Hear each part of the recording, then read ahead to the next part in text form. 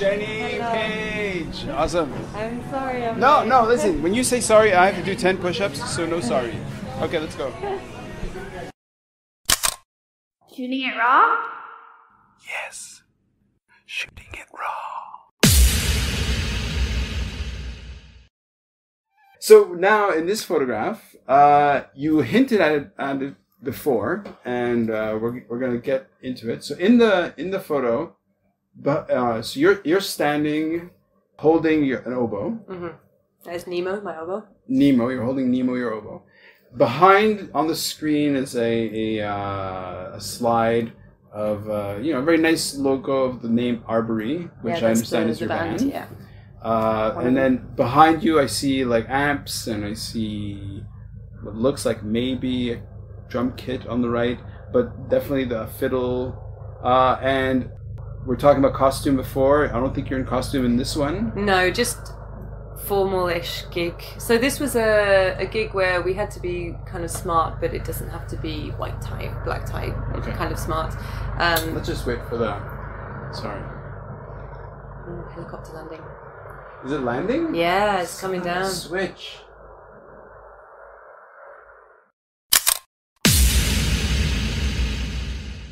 As a performer, I should be doing this regularly. Yeah. And so I've been doing this with the medieval night, pushing myself to do that, and pushing myself with the accordion player. That's because we've got two very different musicians working together, and it's really making me change how I view things, change how I see things, change how I work on things, and so it's very good for me. That's pushing me out of my comfort zone. And this is going to tie very nicely into the oboe. Great. Just pushing myself to do things that I've always wanted to do, but I've never had the confidence before. Okay. And I'm finally reaching a point where I just say, just do it, Jenny. So when you asked, I thought my initial response was, I have nothing valuable to bring to a podcast. But then I thought, just do it. It turns out you're wrong. Wow. So far, okay, last photo. It's all downhill from here. No, don't worry. Okay, so in this photograph, when was it made? This would have been March 2020 at Laubach, the restaurant / venue in the West Kowloon Cultural District. Free space. Oh. And we were very lucky. They let us come do a gig at the restaurant, and it was so much fun. Oh, wicked. Yeah, and this was my first time performing on oboe in a long time, and I was very nervous. And because Nemo and I, that's my oboe, we were inseparable in the UK. When I was doing my folk and traditional music degree, fiddle was my secondary instrument, really. It was the one that I had more lessons on, just because it was difficult for them to find me an oboe teacher. And my fiddle playing did improve a lot. I had a wonderful teacher, Katrina MacDonald. She was fantastic. She really helped me to become much more confident with my playing. Right. So I left the degree a completely different fiddler in amazing ways. Sure. But definitely oboe was the one that I felt confident on. It was the one that I would want to play more. Right. I identified more as an oboist than I did a violin player or a fiddler. All of my friends from university, they'll tell you, it was just a part of me. Right. Well, you named it. I mean, like, it's got a name. So it's like, it's obviously... It's actually he has a name. He has a name, okay. Yeah. And every gig I did, he would be with me. We would be doing the gig together. Right. Whereas now, most of my gigs in Hong Kong, it's the fiddle, and the oboe is the secondary instrument. Does the fiddle have a name? No. They see the fiddle doesn't have a name, but your oboe does. I know. That's an interesting. Okay, so I mean, is it pop psychology that I have these conversations and like, oh, what does this mean? And then it was, oh, what? So, so here we have you. moving to Hong Kong, in a way, shaping yourself to the opportunities that come up here. Some of them require a fiddle. Some of them require living on or off Lamma. Some, you're taking these jobs, and then you decide. Like earlier, you mentioned it, I only mention it because you said it in a way that made me notice. Where you said, I consciously decided not to be a full-time musician. Yeah. Right. So, and I could see on your face that was a decision of some importance, and so. Now, as you're evolving through COVID, as you're growing yourself, you suddenly rediscover Nemo, right? Yeah, I just reached a point where I thought, if I don't start playing again now, I may never play the oboe again. Right. I have a wonderful friend from university. Whose mother, also a lovely friend of mine, she would give us teaching work at her school every summer, and she used to play the oboe. Oh. And I remember her telling me that she just stopped playing one day and just never picked it up. And British me at that point, I'm still British, but like the girl that was living in the UK before moving to Hong Kong, couldn't imagine ever not playing the oboe. Okay. And then I moved here, and it just, for various different reasons, owing to weather in the summer, because a lot of gigs are outside. It's so hot. Right. I did play it with a piper when I first moved here, same piper that's in Arbery, Chris. And I kind of would get very lightheaded. I actually think I fainted one time. Oh, wow. Because the oboe is, there's a lot of pressure to play the oboe, and when it's this hot and this humid, that's not a great combination. So indoors with air conditioning, much easier, but a lot of the gigs I was getting were in bars. Right, and right.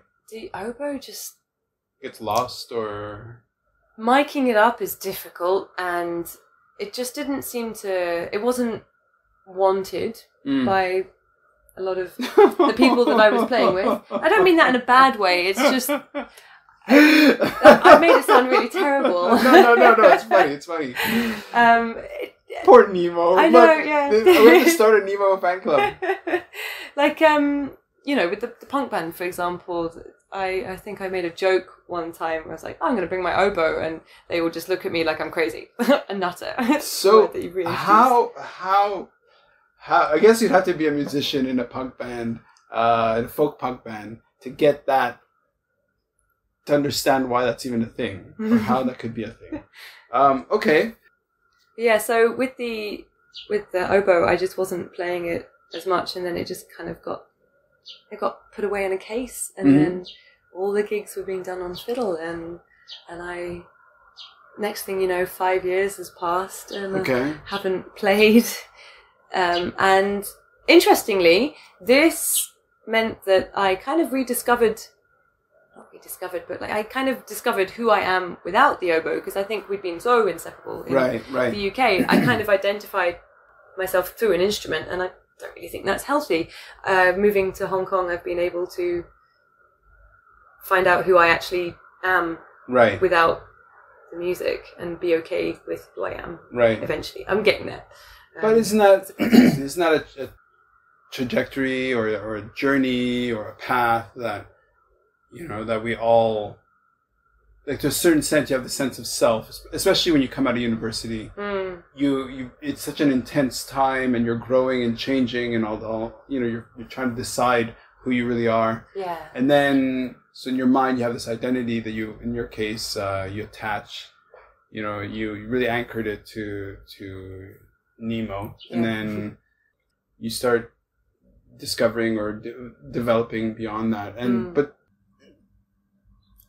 how? Okay, if you were to find a thread leading from the UK, following you along, oboe, violin, living on Lamma, performing, not having your audiences, the isolation, in a way, like, it's really interesting that as a performer, you depend. And I love the way you describe it, like your crash pad. Like I've done rock climbing, so your crash pad is the audience, right? Which is so interesting to use that word. And then, but the thing that really you found such deep resonance, pun intended, is that it's through archery. Yeah. And so, which is very solitary. True. So how do you tie all that together? I tie it all together by, so the calmness that archery has brought me has made me be able to just go out. And so, for example, now that Hong Kong is doing okay with the cases, I think we haven't had any like 40 local days ones. or whatever. Yeah, it's just been imported, right? Yeah. So, sticking with all the guidelines, of course, doing the, what is it, 6 people at a table now? Or like, basically whatever the bars or the restaurants tell us is allowed. We're sticking to the rules, but just being able to go out and socialise, but being able to do that as a sane person. Because before I moved to Lamma, I was in new territories and I wasn't seeing people, and I was still going into work. My school was still open, but we didn't have the kids there. Okay. And the teaching staff was we were all social distancing. So only half the school was in. We're a tiny school. So we've got, I think, our staff number is 23 people. And in one day, 12 people would be in, and right. The other half would be in. And so I was just not seeing anyone. And honestly, I think I forgot how to socialize. Okay, well, there was that impact. Because I wasn't doing the gigs, and I wasn't going out, and I wasn't seeing people. And when I was at work, we were socially distancing.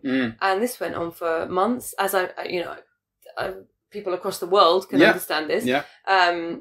Again, I know it's nothing special, but the archery has been able to keep me focused, give my mind clarity, help me regulate my emotions. So all of the stress that was building up, because I wasn't releasing it at gigs, and I wasn't releasing it on like going for dinners with friends and just having a good time, and or just being out. I wasn't doing any of this. So the archery gave me that release, so that when I did finally start going out again, being able to do gigs, I was able to regulate myself. The stress wasn't pouring all out. There were times, my friends will tell you this, there were times when I wasn't in control. Sure. Which is, I feel sad to admit, but it's also good for me to be able to say that out loud. There have been times where I have just been a complete mess. Right. But archery has helped me, and bringing back my oboe skills, all of this has helped me to self-regulate, can keep my emotions controlled, and I'm doing much better now, especially since moving to Lamma. Doing much better now. And so I'm able to actually go out and enjoy the relaxed measures now. Sure. Without worrying that I'm going to, I don't know, start crying or something, or like get a bit overwhelmed. Yeah. Like with the gig in the mall, I remember the first time I did it, I was genuinely worried that I was going to get overwhelmed, because there were so many people around. Yeah. No, I understand. But actually, the K-level mall is fine. It's really not that crowded. And when you're playing there, you have members of the staff walking around, making sure people don't come too close. So actually, it was quite nice. Nice.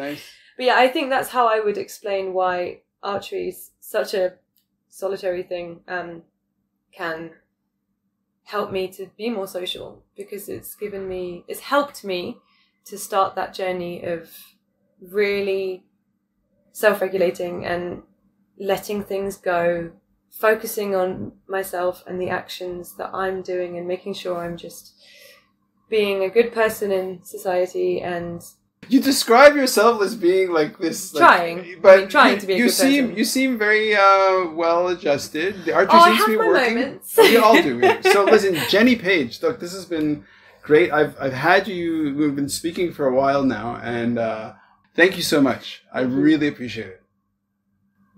I'm glad I pushed myself to do this.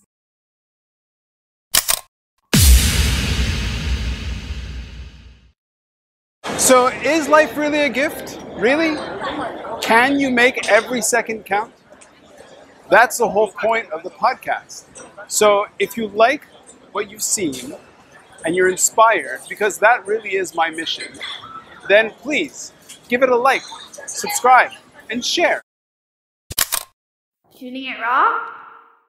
Yes, shooting it raw.